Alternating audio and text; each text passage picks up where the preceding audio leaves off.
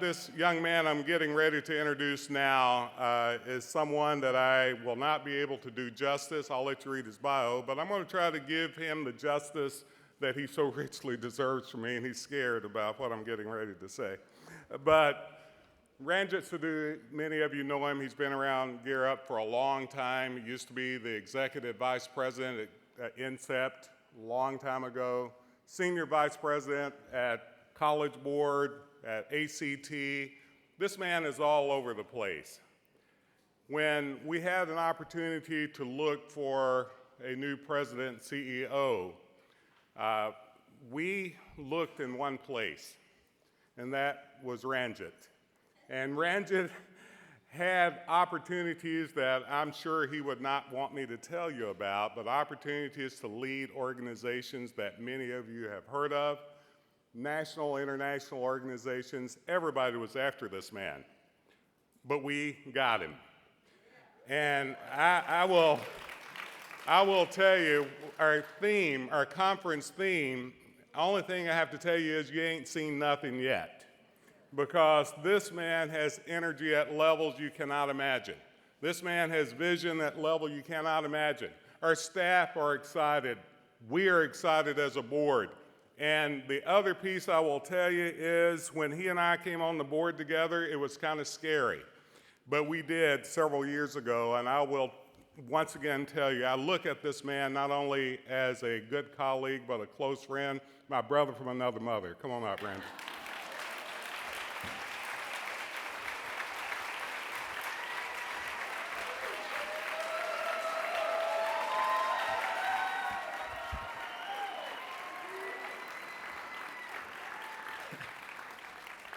Thanks, man. Wow, people stood up before I said anything. I'm going to sit right back down. Not only do I look better, I smell so much better. So, I got to say, it is such an honor to be standing up here in this way and in this position. It's humbling to be standing here. And so, let me just tell you, I've stood here many a time over the years. And the last time was 2 years ago in San Francisco. I was here. I stood here as a corporate sponsor and made some remarks. And it was kind of funny. I realized the power of a bad joke. I made a joke about Sky Mall 2 years ago. For the rest of the 3 days, people started coming up to me and they'd be like, "Hey, you're the Sky Mall guy." And I constantly, for 3 days, I had to explain, I actually don't work for Sky Mall. I was a corporate sponsor of another organization. But here was the power of the bad joke. What do you think's happened to Sky Mall since then? Bankruptcy. So I realized the power I yield and how negative it was, because on this 5-hour flight I had from DC, no Sky Mall. It was terrible. So you know what's so great about standing up here? This time, I'm not representing Sky Mall. I'm not a corporate sponsor or a great partner. I stand here firmly rooted as an NCCEP guy, as a Gear Up guy.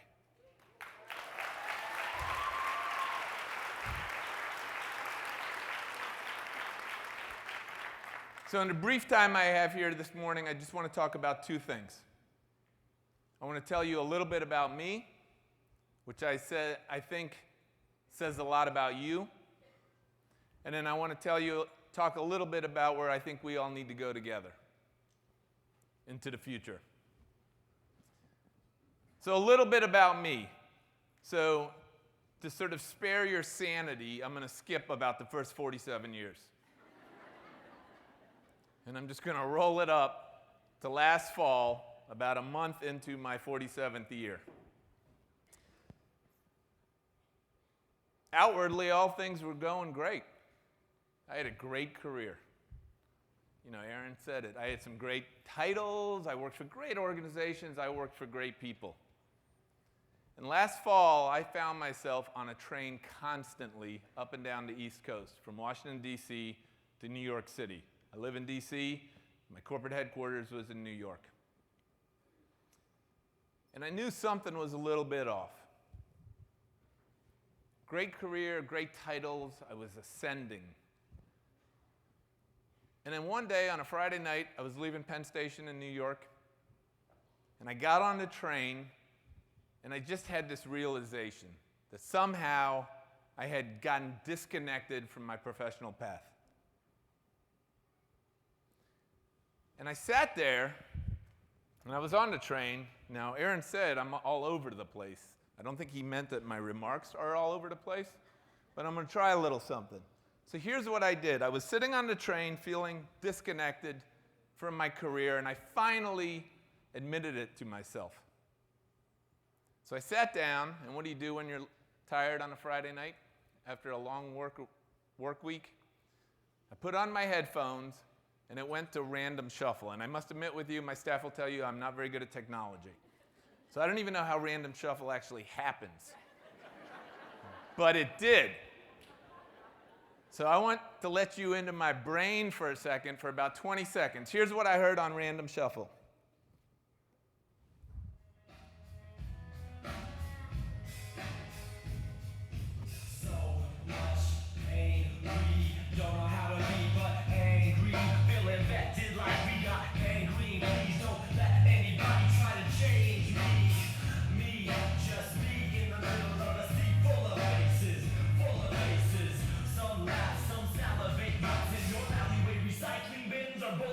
It's not equal, it's not fair. We're never scared, but we're not scared.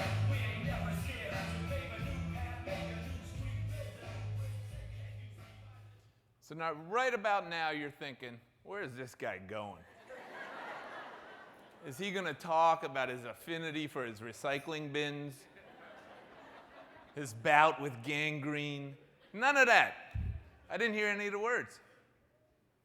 I was so tired and disconnected, all I heard was the tone. And here was the tone that spoke to me. I thought, man, those dudes sound angry. But here's what it triggered in me, feeling disconnected. That I was angry once. That I was really, really angry at the pace of education change in this country. That as a former inner city high school teacher, I was really angry about how many of my kids were falling out of the pipeline to the future. It wasn't the anger that it reminded me that was so important. What it reminded me is that I used to fight every single day based on that anger, and that to fight, I had to stand for something. And when I realized that on that Friday night, I realized I had to get closer to fighting for something and standing for something. It took me a while to reflect on it.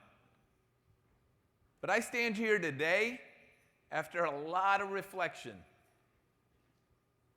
And what I came back to out of all these years of work is that I'm in front right now of the greatest group of colleagues and professionals that I've ever worked with that stand for something.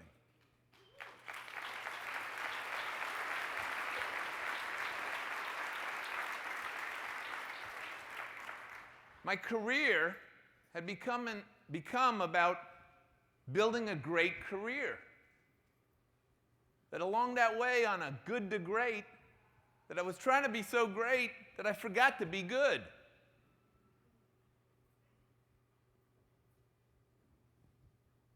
So then, the song kept going.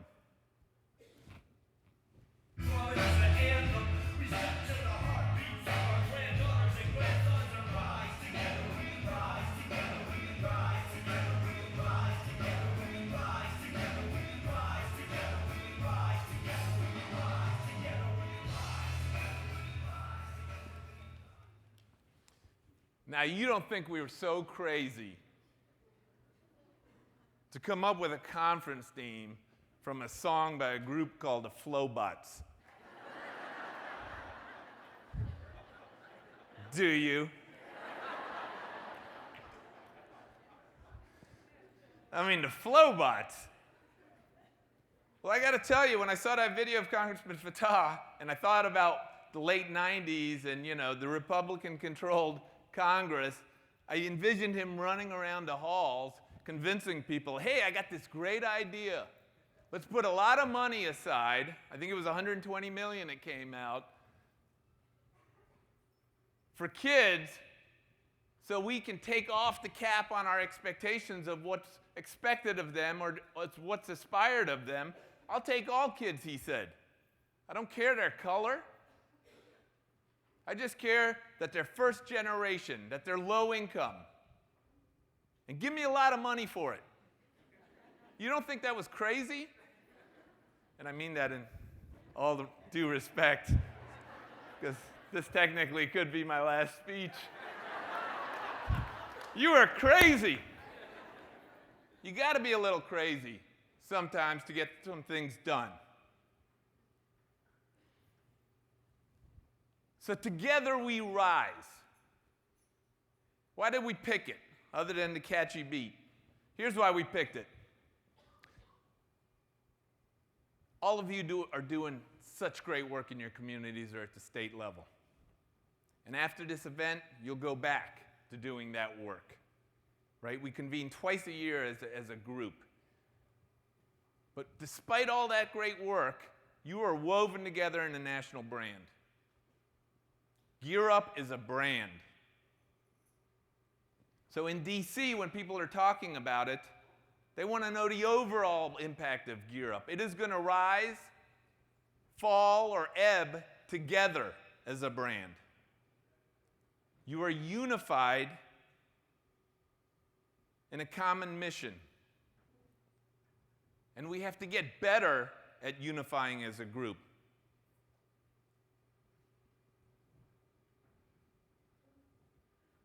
So what unifies us? What unifies people? They're common values. Right? That every one of us in here believes that some form of post-secondary education is the ticket to the future, that it's transformational for our students, for the ones that I taught as well. A common value that all people deserve the same equitable opportunities, and that it's not just an achievement gap that's the problem, it's an opportunity gap. And that opportunity gap is a stain on our society.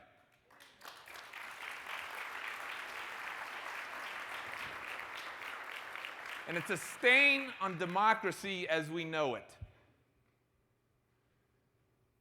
We're linked together in that as professionals, we derive our value from other people's success.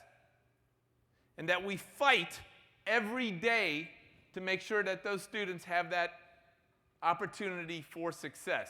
We are woven together by the same value proposition. So together, we have to rise.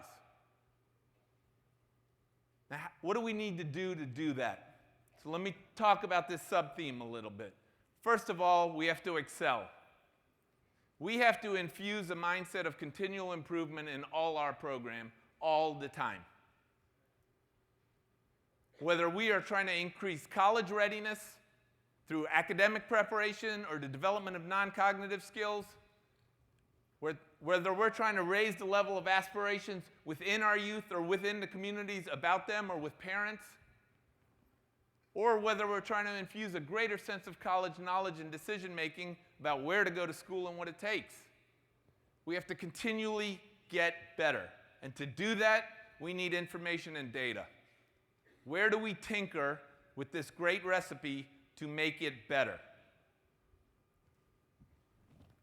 We need data. We need a research, evaluation, and data infrastructures to our programs to be able to communicate. Now let me drop you a little old school PowerPoint.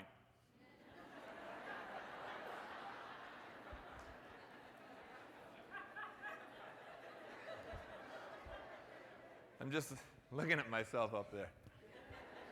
I look like 10,000 times better with these flowers.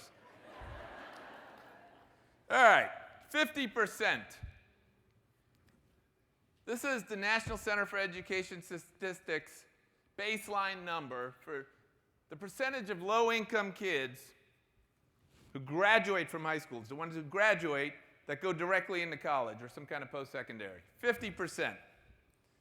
a modest investment in Gear Up. It really is a modest investment cost per student nationally.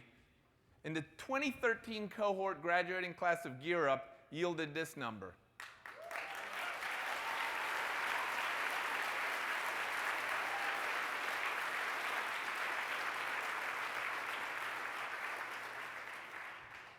For a modest investment nationally, we serve 551,000 students right now annually. Isn't this worth it? I'll tell you about a problem with this in 1 second. Now, let me give you another number in terms of excellence.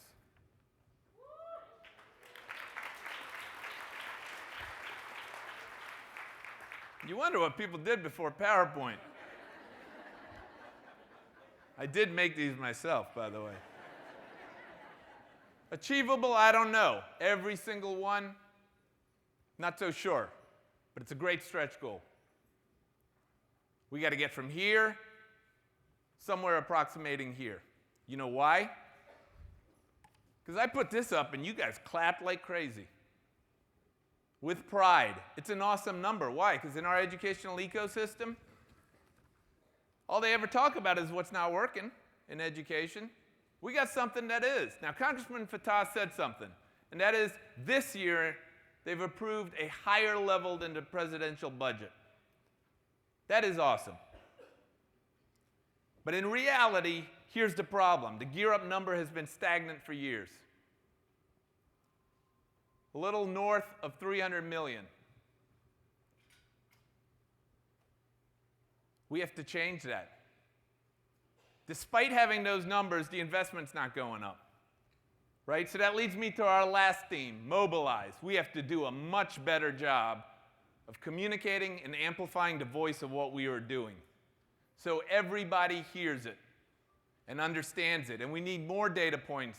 I should be standing up here with 100 sheets of paper, not only to tell you that it works, to tell you how it works, which parts work the best. So we need to mobilize and amplify together. We do a roll call at Gear Up States. It's awesome to watch. Dangerous. And let me just do some housekeeping very quick. The guy or lady whose frisbee hit the chandelier, just meet me up front real quick. We just got some billing issues to take care of.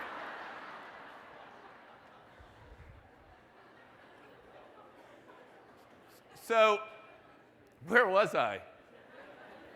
We need to mobilize. So is anybody from Alaska here? Anybody from Alaska? One person from Alaska? We got no Alaska? Oh, right there. Oh, you're not sitting with your state sign. All right. Alaska, are you standing up? Okay. Here's...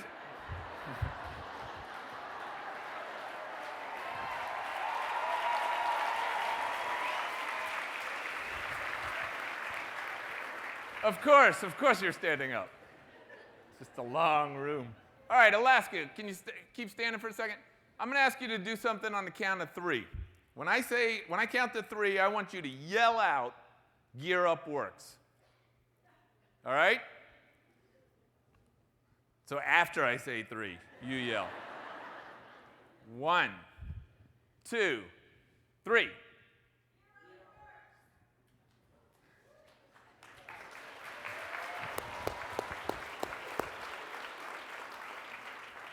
And I'm sure it's working in Alaska. I don't think they heard that in D.C.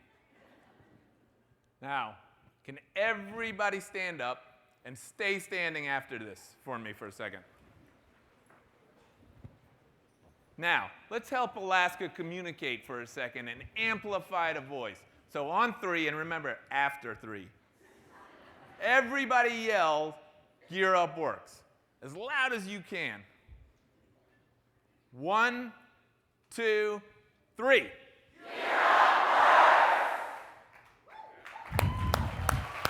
Stay standing.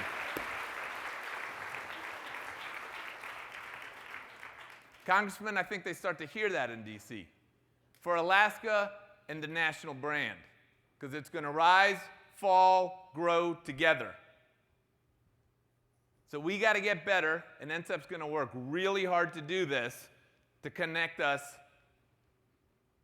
in an amplified voice. Let me make one last point about Together We Rise, because we've got a second meaning. I want you to look down at where you were just sitting. That chair, that empty chair. You know how many people wanted that chair? You know how competitive the Gear Up program is? NCCEP's estimation, 1 in 5 grants gets funded. So we serve 551,000 students. How many others out there who deserve the same opportunity aren't getting funded that wanted your chair?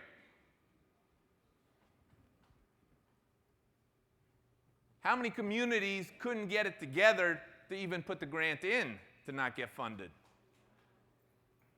So I want you to think about that for 1 second, because here's what I think our next responsibility is: to rise together. Is that there are communities of need that need Gear Up, the know-how, the programming. It's been going on for years now. That know-how, that knowledge of great programming, of great data, can help communities outside of the Gear Up family. I think we have a responsibility to figure out how to scale what we know and take it to communities outside of Gear Up. Why would we do it? Because we share a common value, and that is that it's not somebody else's student or kid, they're all our students and kids.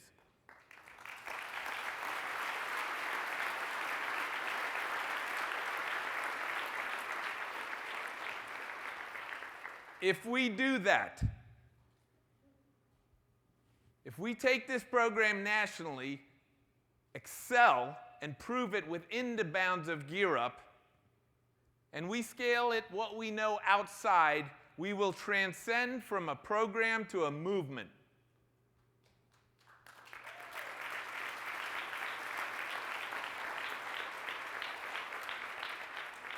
And my final thought is this: if we do it, that movement in this country, that will be your legacy.